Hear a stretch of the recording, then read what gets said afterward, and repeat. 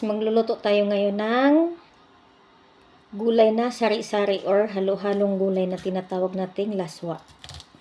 Ito mais guys. Lulutuin natin to, lagyan natin ng malunggay, kangkong at isda. Tapos sasabawan natin. Yan tinatawag sa amin sa Bisaya na sinabaw, ano bang tawag nun? Sinabaw na gulay. Laswa man sa amo, laswa. Sarap to guys, maninamnam to eh. Ito yung pinaka-the best na gulay sa amin sa Mindanao.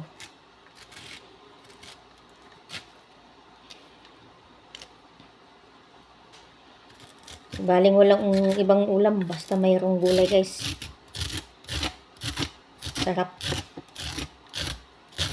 Kikis-kisin natin para matanggal yung kanyang mga natitirang laman.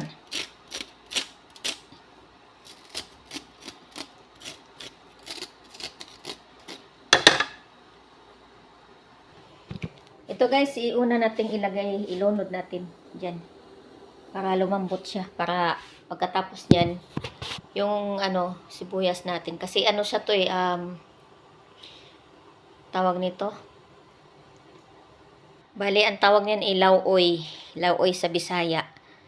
Kung sa Tagalog naman eh, labwa. Labwa ba yun? Labwa? Yun ang tawag nila dyan. Ito yung sibuyas guys. Yan o. Sibuyas kung may tubo na. Sobrang lamig kasi dito guys, kaya natubo na yung sibuyas. Kaya siguro makukuha dito yung gitna na lang nito, tsaka itong may dahon. So ito na guys yung sibuyas ko. Ito yung nakuha ko dun sa pinaka... Ang lalaki na kanina no, di ba? Puro sira yung mga niya. Mga balat niya nun. Kaya yan lang natira. Ito na lang natira. So ito yung ihahalo natin sa ating laswa na gulay. Ito naman yung aking kangkong na ihahalo doon. Yan. Hihimay-himayin natin ng maliliit to. So una muna itong sibuyas natin hihiwain natin pang laswa or pang sinabaw na gulay.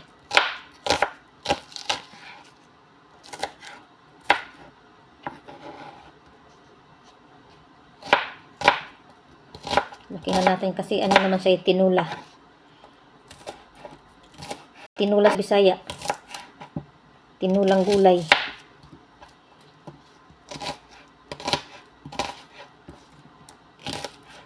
Pero yung iba tawag yan guys, dininding. Yung ating fried fish ang ating ihalo doon para lalong sumarap-sarap. Ano na to siya guys, prito na to siya. Nilagay ko lang sa freezer para hindi siya masira. Yan, prito na to. Ito yung ilalahok natin sa ating gulay na laswa. So nilagay ko na guys yung isda at saka yung sibuyas. Yan. Tapos hihimay-himay na natin. Hihimay-himay na natin yung kangkong guys.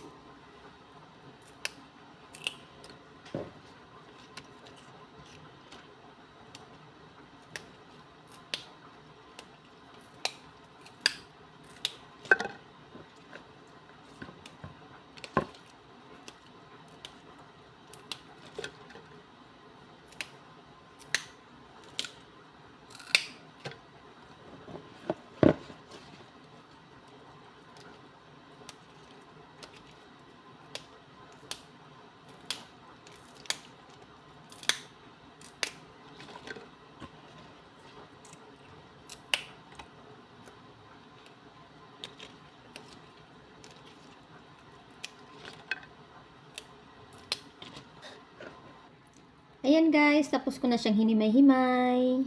So ay lalagay na natin sa ating pinalambot na mais. Ayan na guys, malapit na maluto ang aking gulay na laswa. Laswa siya, laswa. Kung sa Bisaya, laswa. Tapos meron pang isa. Laswa at saka yung nagtula ang tawag ito sa mga basa Bisaya.